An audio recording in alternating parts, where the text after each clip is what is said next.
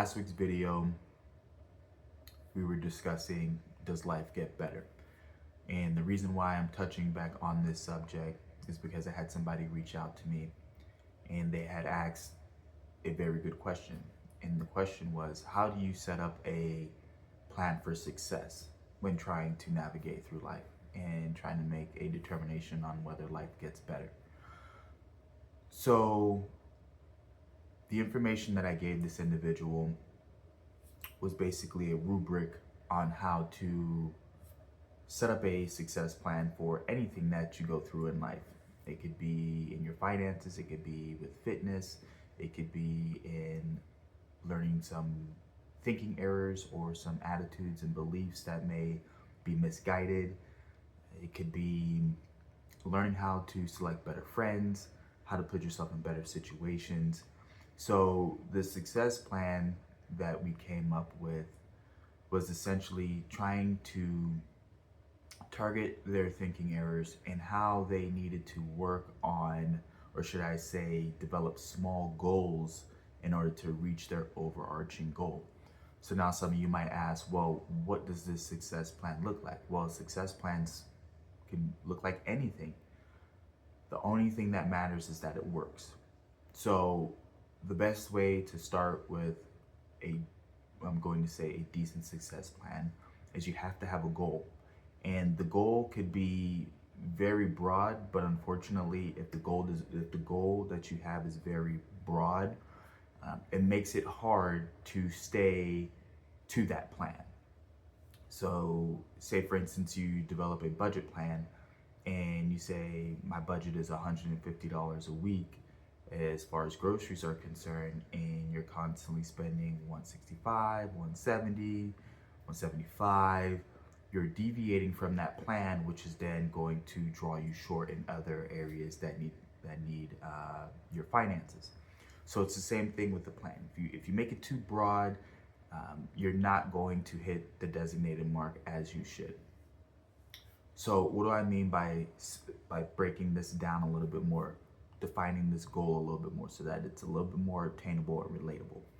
So say for instance, you struggle with some thinking errors. One of those thinking errors could be saying F it every time you come up against an obstacle or an opponent that you feel as though you cannot conquer or overcome. So you find yourself in a stressful situation, and instead of taking that situation head on and fighting through it and digging and clawing through it, you just say, you know what, hands are off, I'm not dealing with this, I'm just gonna walk away from it. And this could be in any area. It could be in work, it could be in relationships, it could be with your kids, it could be with friends, family members, any situation that you deem that you just do not want to deal with, and you just say F it, and your actions or inactions in that situation then ends up causing some type of fallout. And you notice this becomes a problem area in your life when you're starting to justify the reasons why you're doing it. You come up with excuses, you place blame, shift blame on other individuals, you minimize your actions and your behaviors. So this starts affecting your relationships and just your overall production. So you could sit here and say, well, the goal is I want to not say F it all the time. It's a decent goal to start with. However, it's not specific enough for you to be able to address where the problem areas lie within saying F it. So we'll define it a little bit more by saying, I want to learn or I want to develop better thinking strategies when I want to say F it in times of uncertainty or in times of hardship, right? So you've just defined your goal. You made it a little bit more specific so that you understand that when you're in a hardship or you're going through something that's difficult or stressful, you have a tendency to say F it, but now you want to learn and develop and manage your thinking so that you don't say F it, and that you do follow through with what you say you're going to do, or you do follow through with making sure things are taken care of. So after you set that goal, then the next thing you want to do is you want to outline how this goal is going to help you. Because if the goal is not going to help you, it doesn't mean it's meaningful, and it doesn't mean that you're going to follow through with it. So you want to write down, how is this goal going to help me? All right. So if we're still on the path of discussing not saying F it when you're in times of uncertainty or struggle, this goal helps you by keeping you on track. All right. So what do I mean by that? You have to find the reason why something is going to benefit you in order for you to follow through with it. It's just like a job. 99% of the time, you're not going to go to work for free. And the reason why you go to work, because there's a benefit from it. You get a paycheck in order to pay your bills, in order to pay your lifestyle, things of that nature. So you can write down underneath your goal that you've stated, this goal is going to help me because it's going to allow me to reflect, take time to think, process information, process the situation I'm going through, and understanding whether or not this is a situation that is in my control to handle, or if this is a situation that's not in my control to handle.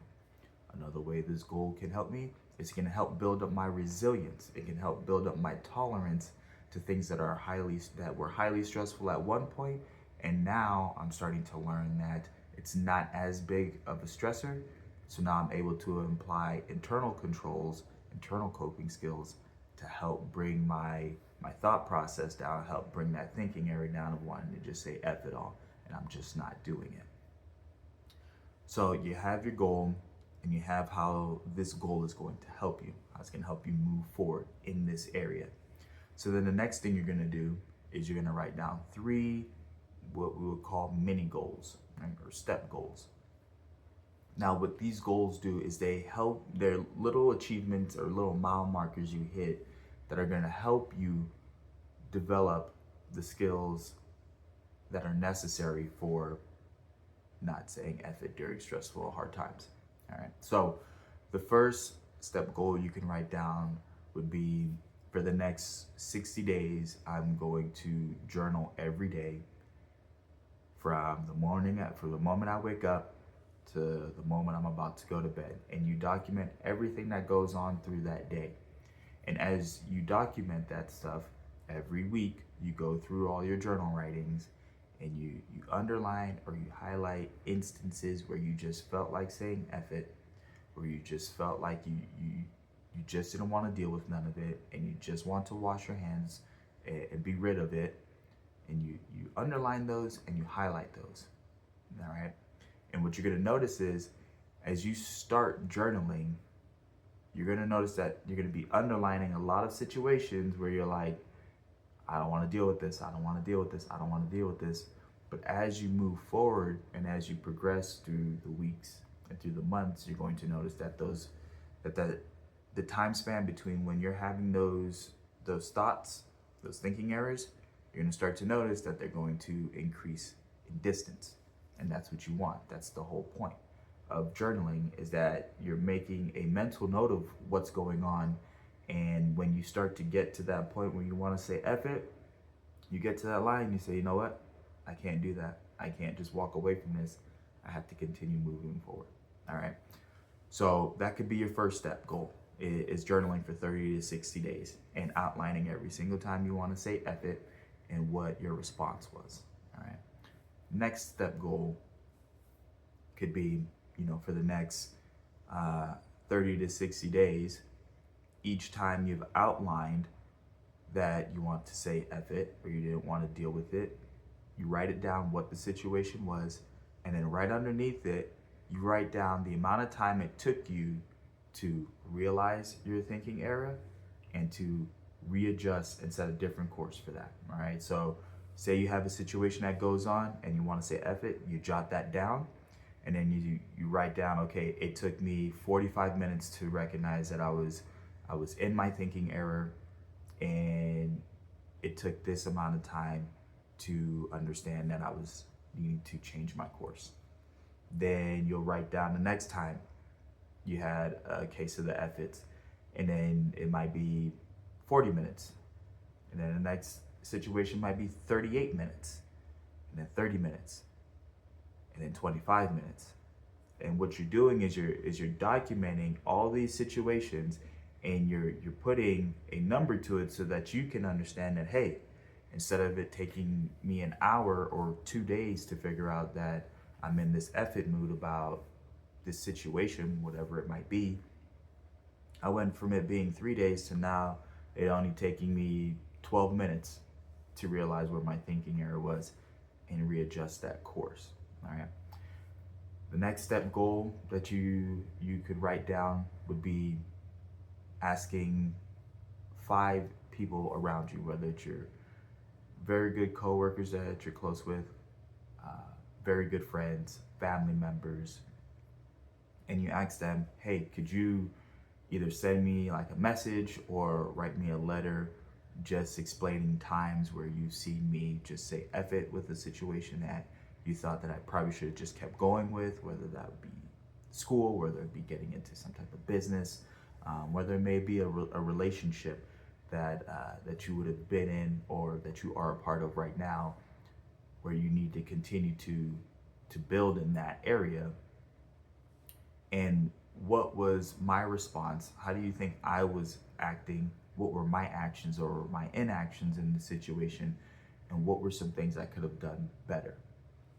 The reason why you do that is because once you have what the people who are close to you, what you value, what they say, once they tell you their point of view with like an open door policy, essentially, now that gives you time to reflect. And that doesn't mean you use their information as ammunition and that you bring it up every time you guys get into an argument. That's not the point. The point of this is to understand where they're coming from, give them an open door so that you understand better about yourself and how you need to work on fixing this problem area in your life. So after you have your main goal done, you have how this goal is going to help you, then you have your 3-step goals. The next thing you're going to want to identify are those positive supports. All right. So the individuals that you have in your life that you can turn to and that are going to make sure you stay on the right path. You're going to list those individuals down. Then the next thing you're going to do is you're going to list down places that are going to be productive for you, that are going to be safe for you, so that you're able to grow and nourish in this problem area. Then the next thing you're going to do is you're going to write down a list of individuals that are negative for you. The individuals who just drain the life out of you, the individuals who are going to pull every resource out of you to the point to where you can't even function properly, which gets you to the point to where you just want to say F it. You're going to list all those people down, and then you're going to list all the areas or places that you know you should not be going to because those are going to drain you. Right? And once you set this plan up, this isn't going to be a plan that you set and you forget. You have to work at it. It's going to take daily reminder, whether that's putting an alarm on your phone, a sticky note on your bathroom mirror, next to your nightstand, wherever it might be. It's a daily reminder that you have to continue to pursue this goal. And once you get to the point of thinking you've completed the goal, you're still not done, because there's still more thinking errors you have to address. There are still more coping skills you need to explore. There are still other avenues that you have to learn about yourself so that you can continue to grow. It's like I always say, it's about the journey. It's not about the destination. It's about what things you pick up, what experiences you pick up that help you navigate through this difficult life. Because this life is not easy. And anybody that claims that it is easy, I think they might be a little bit too optimistic, because life is difficult, and it's geared to be difficult because it's geared to make us better. It's here to make us stronger, to make us sharper, and to help us develop into the individuals that we need to be each and every day. I hope this information was helpful for you guys. If you have any questions, if you have any comments, any concerns, or if you just need to reach out to me about anything that's going on, feel free to do so. I'll be willing to help you, questions asked. Take care.